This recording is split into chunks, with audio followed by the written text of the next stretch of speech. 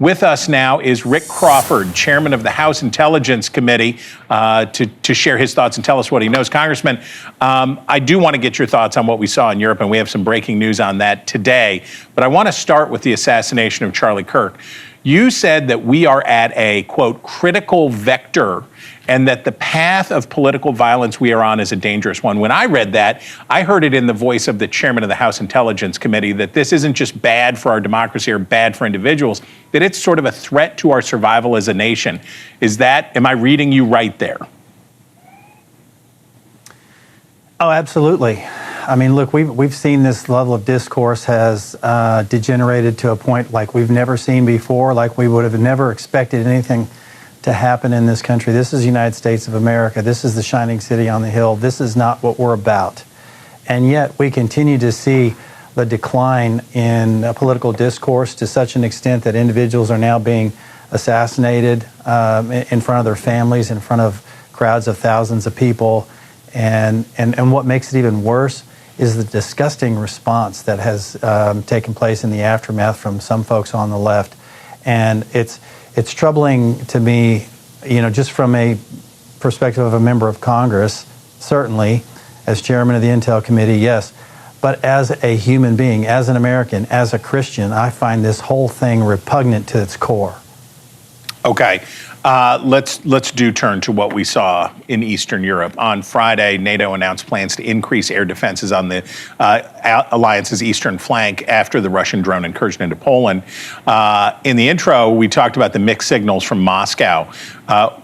With the news today, I believe in Romania, that another Russian drone was spotted invading that country's airspace, crossing into that country's airspace. What do you make of what we're seeing here? This is sort of, the classic Putin playbook. And you think back to 20-odd years ago when he invaded or attempted to invade Georgia. It wasn't about necessarily invading Georgia as much as it was about disrupting the border integrity so that they would not join NATO. Now we see the same thing going on with Ukraine. He saw that as a potential for Ukraine to join NATO. I think that was a lot of the motivation, was to make sure that that never happened. So put that border in a state of flux. He started this going back before 2014, by the way. And of course, Crimea, threw that border into a state of flux. And then he doubled down on it, obviously, in the Donbass region. Now we're seeing incursions possibly in Poland and Romania. He is sticking his thumb in the eye of NATO. I don't know if he is trying to invoke an Article 5 response, but he is really endangering his position. And then further, this should be a wake-up call to the European Union and other nations that, look, we need to tighten up these sanctions. You've got to quit buying Russian oil. You've got to bring this guy to his knees. We need India to stop buying Russian oil. These sanctions have to be administered and adhered to strictly if we're going to bring this guy to the table. Well, in his threat of new sanctions for Russia, that's what President Trump said, right? He said, we'll match whatever Europe does. Do you think really that this is enough? Do you think that this threat is enough to get, because we know they're trading through Kazakhstan and other cutouts to still trade with Russia in violation of those embargoes.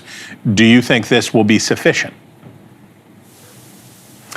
I hope so. And here's the thing. There's a lot of buttons we can push, and particularly with countries like Kazakhstan. I mean, you think about the relationship there with Kazakhstan. ExxonMobil built their oil infrastructure, and so I think that there is some influence there that could be brought to bear in nations like Kazakhstan. India is a little bit of a different animal. They do have that. They're part of the BRICS alliance. And so we're trying to, to push on them a little more to say, hey, you're not helping. But here in the background, the big winner in all this is China, PLA, CCP. They're the ones watching with great delight. In fact, I'm not sure that they're not the ones that brought North Korean soldiers in to fight for Russia in Ukraine. So there's a whole lot of moving parts here. But bottom line, Europe needs to tighten up and enforce those sanctions. We need India to follow suit. And if we need to influence countries like Kazakhstan, we need to do that as well. So Russia has Vladimir Putin left negotiations with Donald Trump in Alaska, and we've just seen the escalation on the ground in Ukraine. Just last week, Russia bombed a crowd of older Ukrainians in line to pick up pension payments, killing at least 23 people. So we see that, and then we see Russia, we see Putin appearing with, you mentioned India and China. We see Vladimir Putin appearing in a show of solidarity with Modi from India and Xi Jinping from China. Is that a real deepening alliance? Is that just a photo op? What do you make of those deepening ties? I do think it's a photo op. And you think about the relationship with China and India, it is fractious, to say the least. They have border disputes routinely. We know that there are issues there between India and China, and nevertheless, they are a part of that BRICS compact along with Russia. And so, you probably expect that if nothing else, that was probably a BRICS moment where they're getting together and patting each other on the back and whatnot. But the reality is, I really feel like Modi knows what side his bread's buttered on, and he'll probably start to rethink that position with Russia if he wants to continue to have a healthy relationship with the United States. And I think that's important for him to keep in the back of his mind. I'm sure he does. And then, of course, China is ever present. China is doing everything they can to instigate, to provoke, to do whatever they can in the background to make this a much more difficult operation for President Trump. But the reality is President Trump's doing everything he can, but he's got to have some willing partners. And I'm not talking about just Russia. He's also got to have willing partners in Europe, and that gets back to the sanctions point I was making earlier. Okay, it's September.